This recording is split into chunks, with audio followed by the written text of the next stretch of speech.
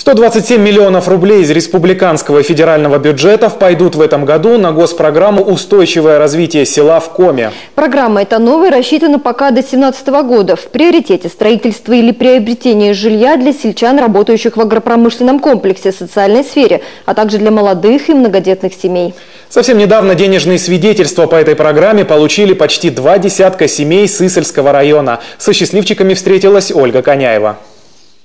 Жители Визинги Михаил и Зоя Митюнины – семья молодых специалистов с 2 детьми. Долгое время жилье снимали. Когда надоело скитаться, взяли кредит и купили небольшой ветхий домик. На этом же участке теперь строят новое жилище. Взяли разрешение на строительство с учетом, что старый дом под снос.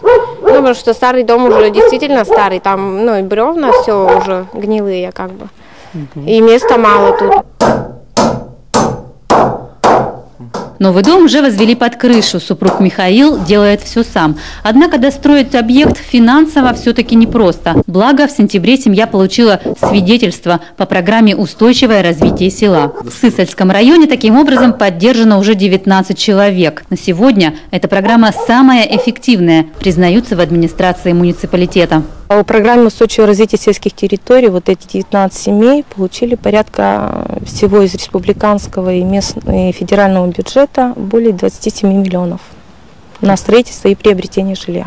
Впрочем, чтобы молодым специалистам и многодетным семьям воспользоваться такими льготами, для начала нужно получить статус нуждающихся в улучшении жилищных условий. Таких в Сысольском районе сейчас 460. Притом претенденты на выплату должны и сами иметь стартовый капитал, либо уже начатое строительство. До этого лет 6 стояли на покупку жилья. Вот все-таки решили ускорить этот процесс и решили сами построиться. Благо сейчас помогают деньгами. Если в очередь поставили, сидеть сложа руки не придется. Претендентам предстоит собрать немалый пакет документов. У некоторых на это уходит больше года и не 1000 рублей. Это и проект дома, и смета, и акты выполненных работ, и еще много разных справок. Самое долгое у нас было разрешение на строительство получить. Потом в этом году мы заново свой участок отмежевали. Опять у нас новое свидетельство на землю появилось. Вот, полгода этим занимались, туда деньги вкладывали. Размер выплаты по свидетельству зависит от того, сколько в семье человек, на какой стадии строительства или какой первоначальный капитал для приобретения жилья есть у участника программы. Освоить деньги необходимо за 1 год. Республика Коми вошла в число 74 субъектов Российской Федерации, получивших право на софинансирование из федерального бюджета в 2014 году программы устойчивого развития сельских территорий.